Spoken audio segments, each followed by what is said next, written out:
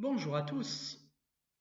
Ce petit entretien voudrait vous aider à réfléchir au sort qui nous est fait en ce moment de confinement, notamment à l'aide de l'exemple de la vie et de la mort du bienheureux Isidore Bakanja, dont nous vous proposons aujourd'hui un court récit de la trajectoire sur cette terre.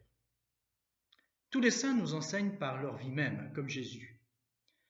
Quelle aura été finalement notre trajectoire à nous durant la période présente, marquée entre autres par la drastique diminution des liens sociaux et pour les chrétiens que nous sommes, par la suspension du secours des sacrements?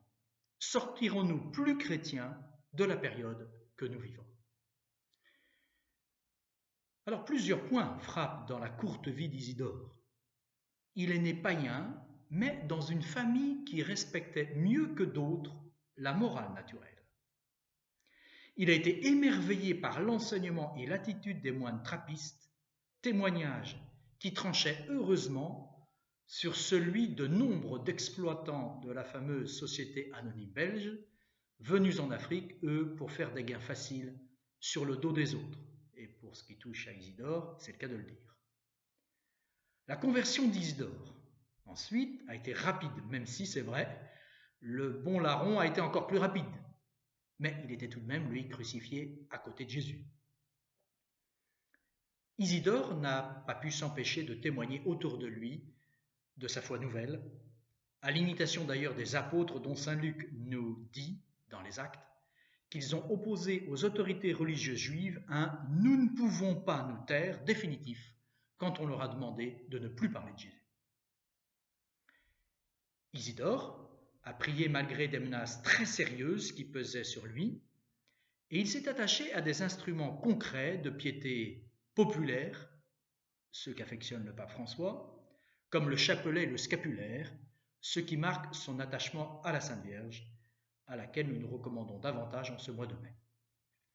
Il a été associé, d'une manière surprenante, à Jésus flagellé, subissant le même supplice mortel que son Seigneur, dont il a aussi imité le pardon des injures à un degré héroïque.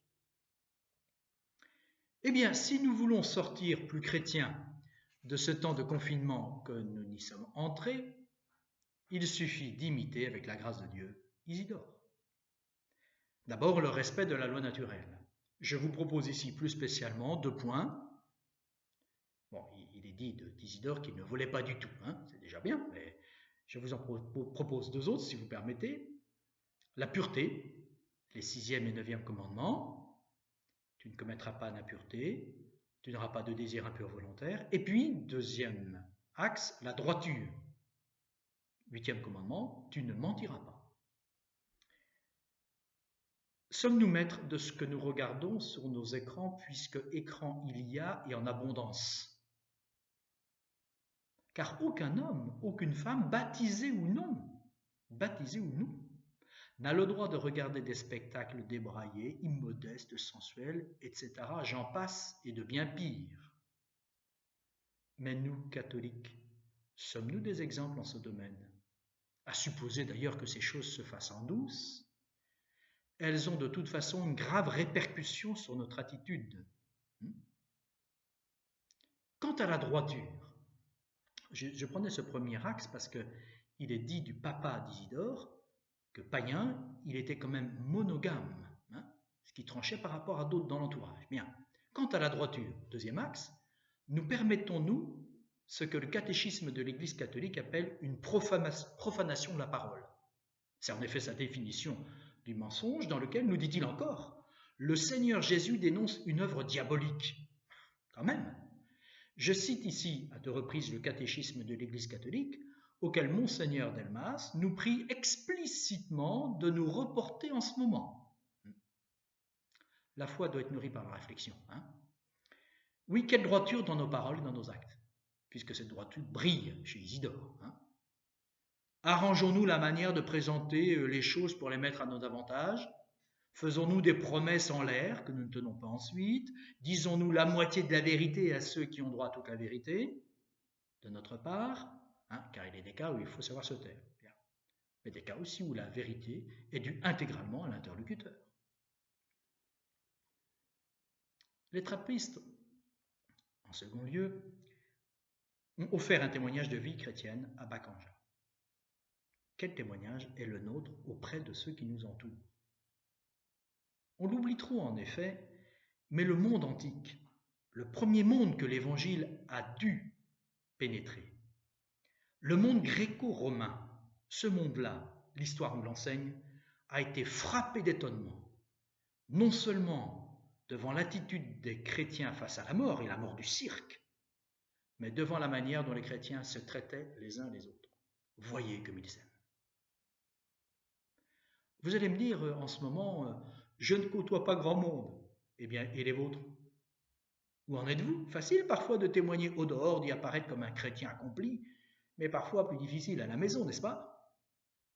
Il n'y a pas de grand homme pour son valet de chambre.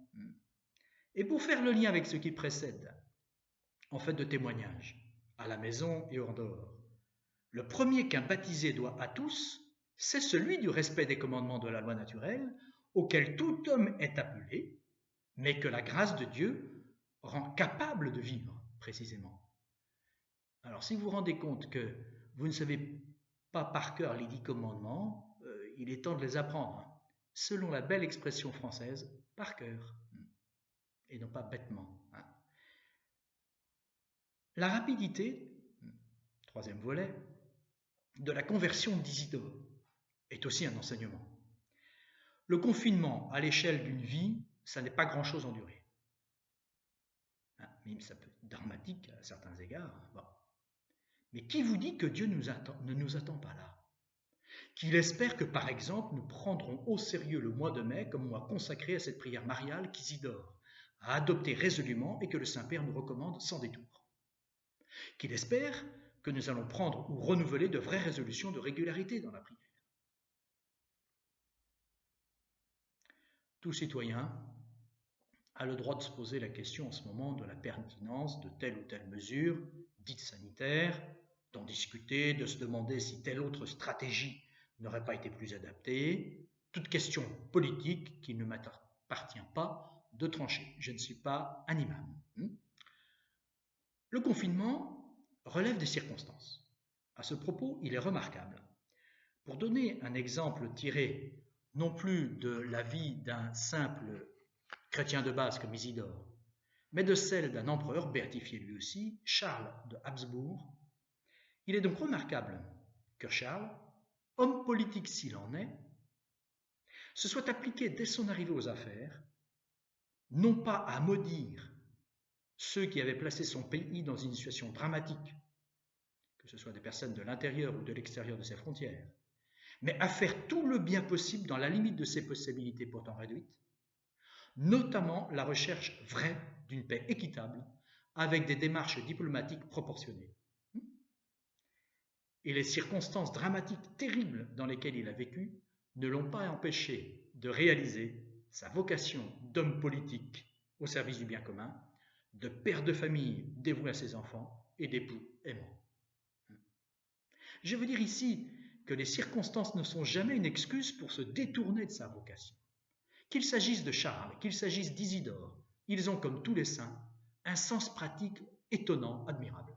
Ils font leur devoir avec application dans les circonstances où Dieu les place, même s'ils ne bénissent pas nécessairement les circonstances en elles-mêmes, quoique parfois les uns et les autres saints aient des réflexions surprenantes, comme cet auteur qui a subi les geôles communistes et dont le titre de l'ouvrage est « Béni sois-tu prison ». On n'est pas tous obligés de faire aussi bien. Flageller. Flageller quelqu'un, c'est un péché mortel. Au lieu de crier à l'injustice, au lieu de sombrer dans la tristesse ou la révolte, Isidore s'associe à la passion de Jésus. J'aimerais connaître d'ailleurs, et peut-être vous aussi, les conséquences bénéfiques, que j'avoue ignorer, qu'a pu procurer son sacrifice sur le sort de ses congénères.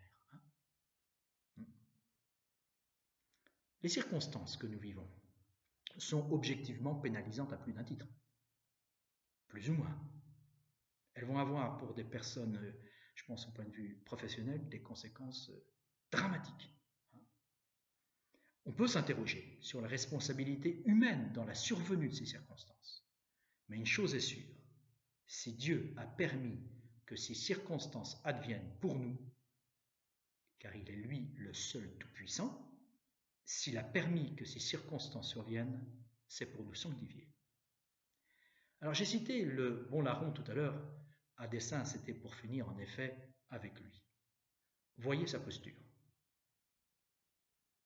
L'Évangile précise qu'avec son compère, il injuriait Jésus.